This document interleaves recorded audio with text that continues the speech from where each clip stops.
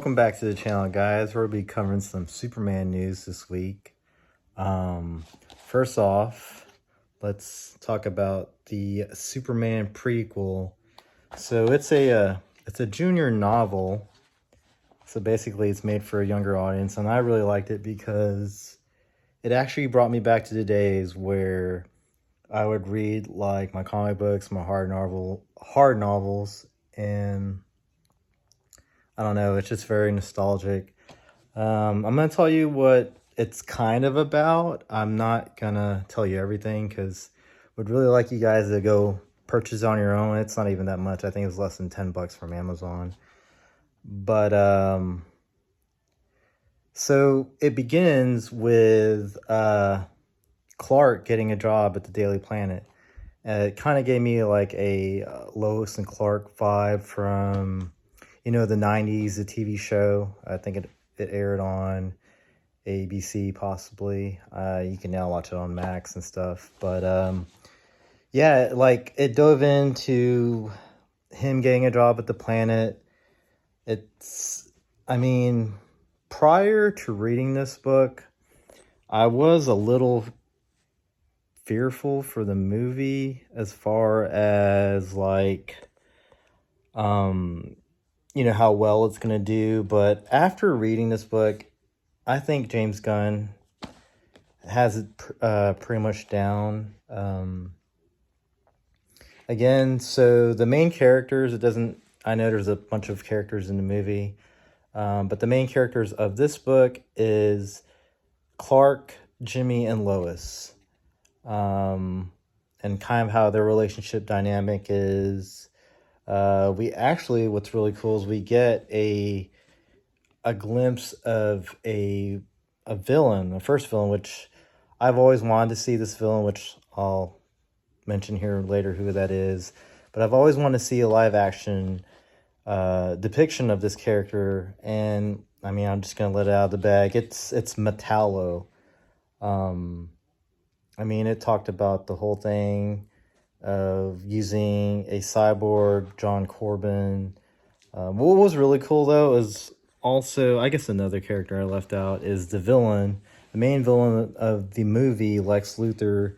His dynamic with Otis, which that's really cool. That's really nostalgic. It's making me think of the original 1978 Superman Christopher Reeve movie. I believe we'll see Miss Tressmacher, Otis. I mean, again, it's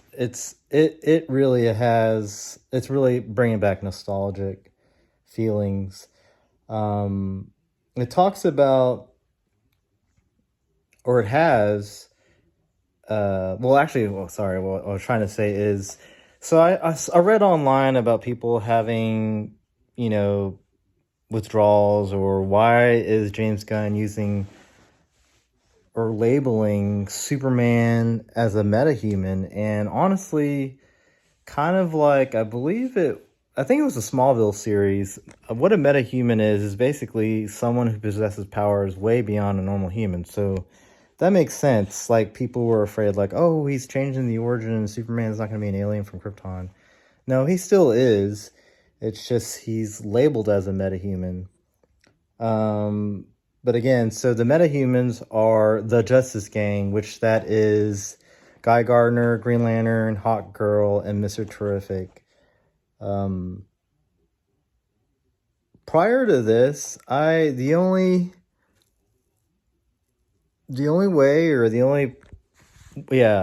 introduction to Mr. Terrific was the animated series. I didn't really read a lot about him in the comics, but all I knew is he had these T-spheres that he would control. I didn't really know much about him, but this book dives into kind of like a backstory of him as well. We find out there are 3 big tech companies in Metropolis. You have Lord Industries, Lex Luthor, Luthor Corp, and I'm drawing a blank, but basically Mr. Terrific's, I think that is Holt Industries. I'm sorry. We have Stag, Holt Industries, and Luthor Corp. And it's cool because, again, I didn't know much about Mr. Terrific, which his name is Mr. Holt.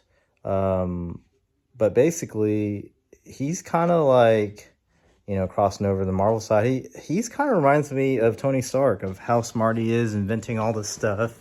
Like in this book, when they fight Metallo. Superman fights him twice. But the first time he fights him, defeats him, Mr. Terrific has his spheres analyze the robot, the cyborg, which I thought that was really cool as far as technology.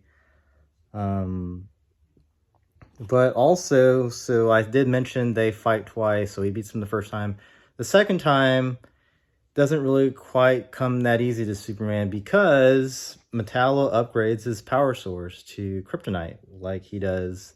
And of course, that gives him a tremendous power boost.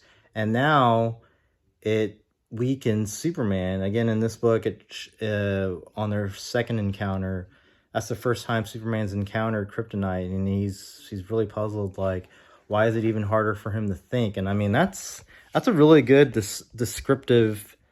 description there about him not being able to think.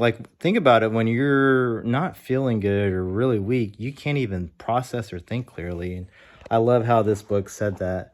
Again, so with the help of the Justice Gang, Superman and the Justice Gang defeat Metallo. I'm not going to go how they do that, but love that how Lex Luthor is analyzing everything, which we get to see how smart Lex Luthor is. That they don't know what kryptonite is yet, this new power source, but Lex notices that whatever this new power source is, it is the Achilles heel of Superman. It's finally something that's weakened him, because prior to this, nothing has weakened him. So again, suggest this book. It's a good read. You could probably read it in about an hour. It preludes to the movie, so I'm assuming right after this, it kind of jumps into the movie. Now, in the trailer, we see that Lois knows Superman's identity. In this book, it doesn't quite touch that at all. So I guess we'll see that in the beginning of the movie, how she finds out his secret identity. Other